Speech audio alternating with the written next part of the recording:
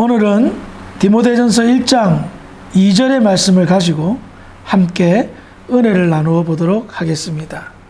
오늘 본문은 바울이 이 보낸 편지의 수신자가 디모데인 것을 밝히고 동시에 같은 목회자이지만 영적인 아버지의 입장에서 디모데를 축복하는 축복의 메시지가 담겨져 있습니다. 먼저 사도 바울은 디모데를 다음과 같이 부릅니다. 믿음 안에서 참 아들 된 디모데에게. 근데 이 말씀을 딱 이렇게 제가 묵상을 하는데 불현듯 이런 생각이 들더라고요. 지금으로부터 약 한 15년 전에 제 아버님께서 살아계실 때에 저는 그때 서울에서 목회를 하고 있었을 때입니다. 그때만 해도 이렇게 핸드폰이 발달되지 않았던 시대라 아버님이 이메일로 저한테 편지를 쓰셨는데요. 지금도 제가 간직하고 있어요. 그 편지 제목이 뭐냐면 주의 뜻을 위해 애쓰는 아들 목사에게, 이렇게 제목으로 쓰셨더라고요. 주의 뜻을 이루기 위해서 애쓰는 아들 목사에게. 근데 그 제목만 봐도 제가 굉장히 가슴이 뭉클했습니다. 그러면서 하나님 앞에 감사했어요. 제가 100% 주의 뜻을 위해 애를 쓴다라고 장담은 못하겠지만 굉장히 노력하고 애를 썼거든요. 그런데 저희 아버님이 그 모습을 보면서 멀리서나마 응원해 주셨으니 제가 굉장히 힘을 얻고 참 담대함을 얻었던 기억이 있습니다. 사실 주의 뜻을 위하여 산다는 것 말이 쉽죠. 그런데 참 표현하기 그렇지만 쉬우면서도 어렵습니다. 쉽다. 주의 뜻을 이루는 것이 쉬운 경우는 다른 데 있지 않습니다. 나를 내려놓으면 됩니다. 나를 포기하면 됩니다. 근데 어려운 것은 나를 포기하지 못해요. 나를 내려놓지 못해요. 그래서 그것이 쉬운 일이면서도 어려운 일이라는 것을 알 수가 있습니다. 그런데요, 이런 같은 맥락에서 바울이 디모데를 어떻게 말했죠? 믿음 안에서 참 아들이 되었다라고 디모데를 그렇게 지칭하고 있습니다. 이것은 무엇을 말합니까? 바울도 디모데를 인정하고 있다는 겁니다. 그가 어떻게 살았다고요? 믿음으로 살았다는 겁니다. 그렇다면 믿음으로 산다는 것은 어려운 일일까요? 쉬운 일일까요?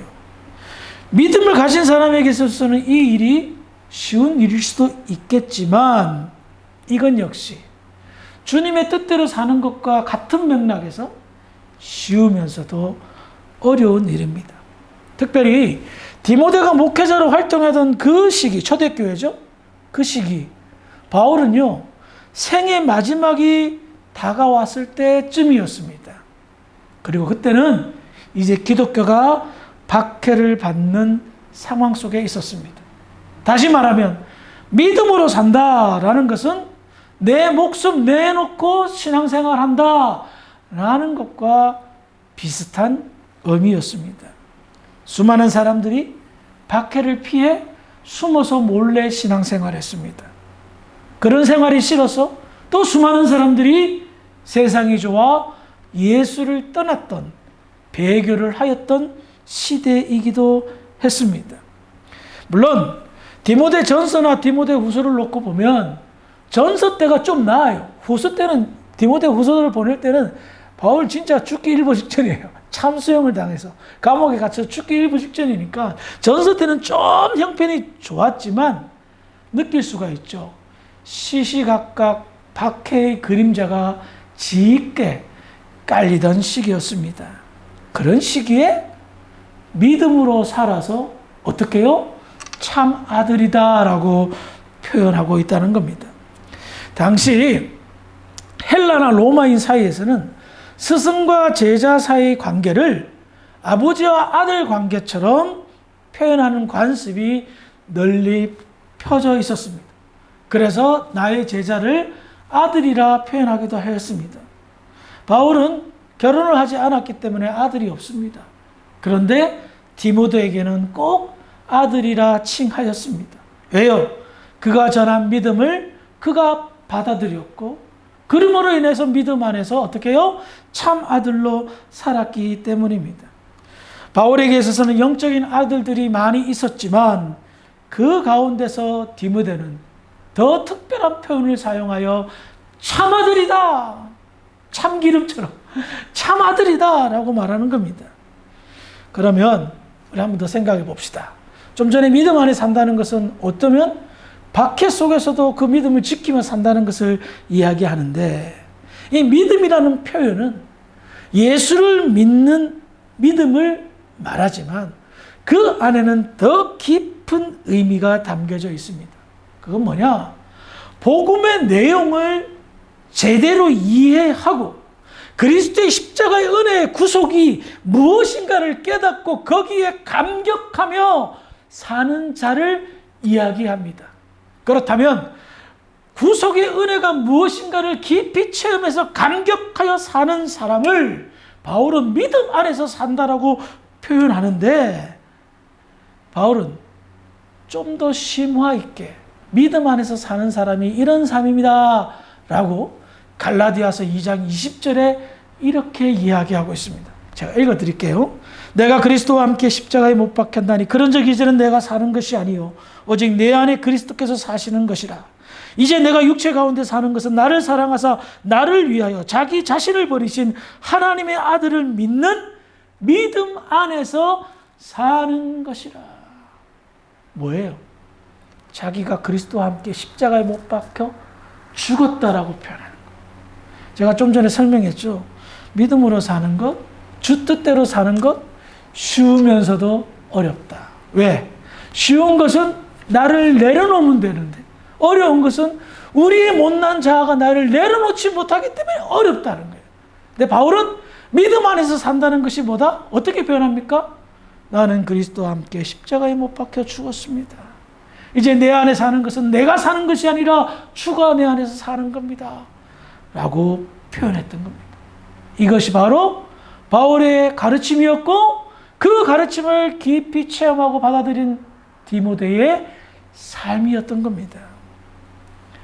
이에 보충하는 내용이 골로새서 2장 12절에 있는데요. 제가 읽어드릴게요.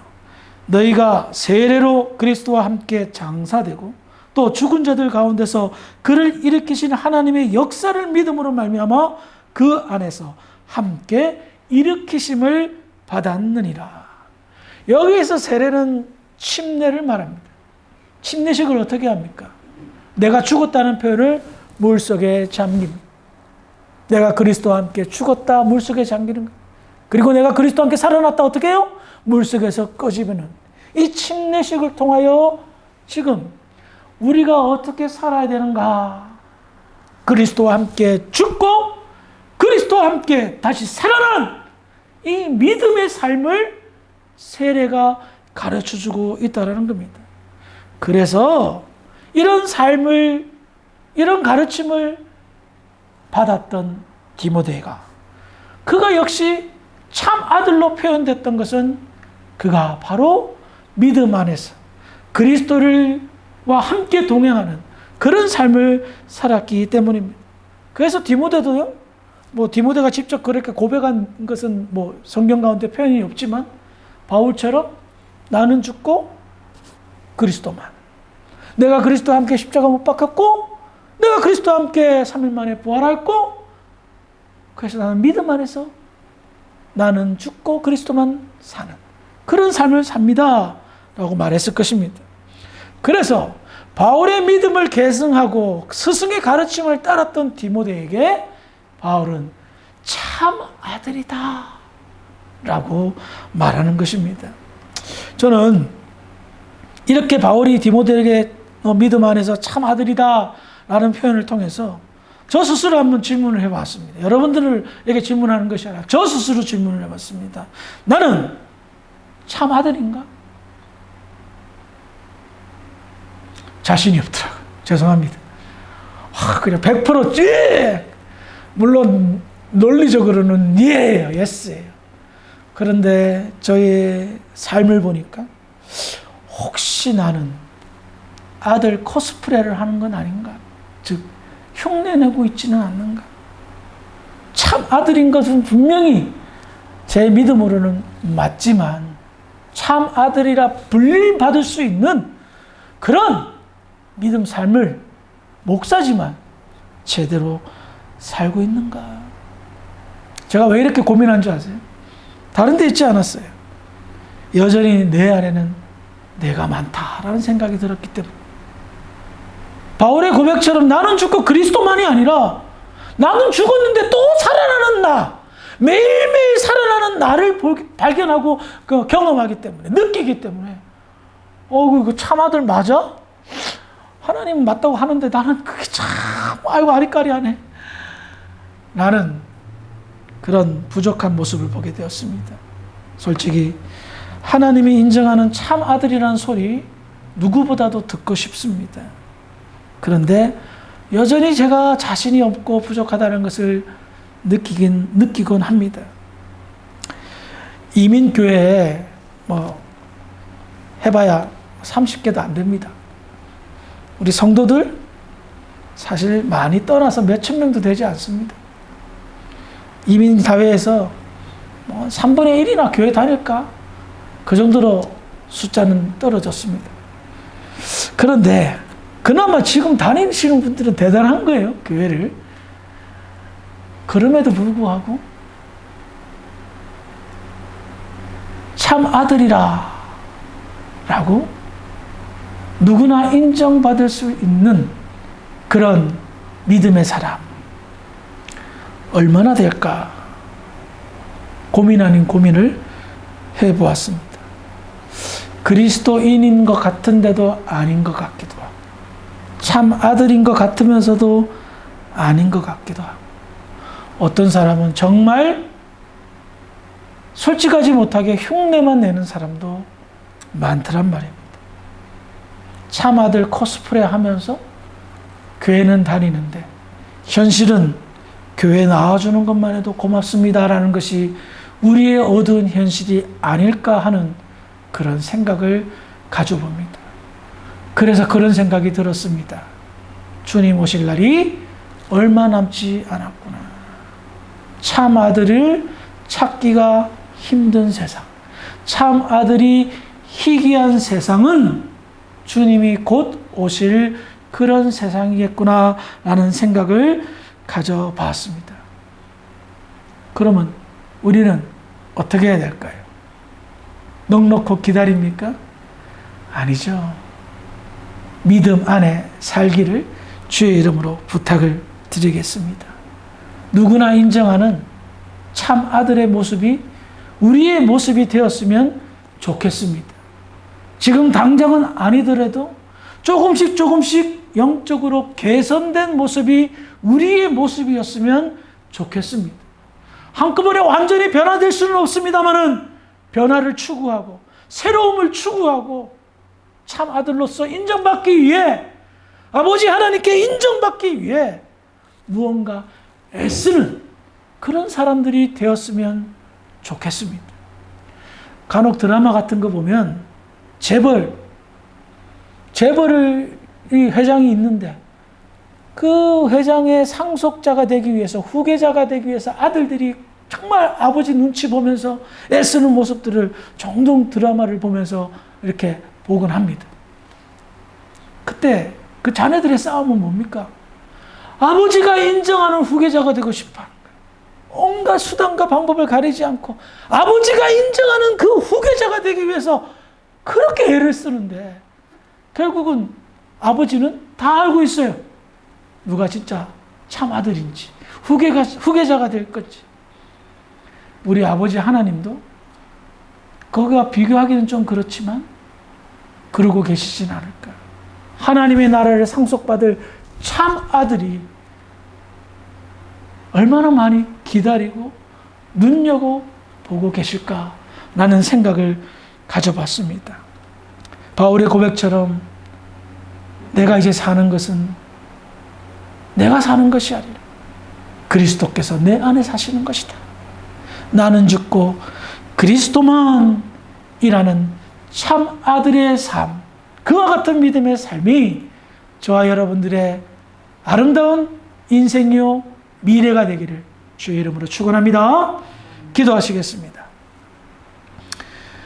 좋으신 아버지 하나님, 은혜를 감사합니다. 바울이 디모데를 평할 때에 믿음 안에서 사는 참 아들이라 선포하였습니다. 우리도 누군가 보았을 때에 믿음 안에서 사는 참 아들이 되기를 소망합니다.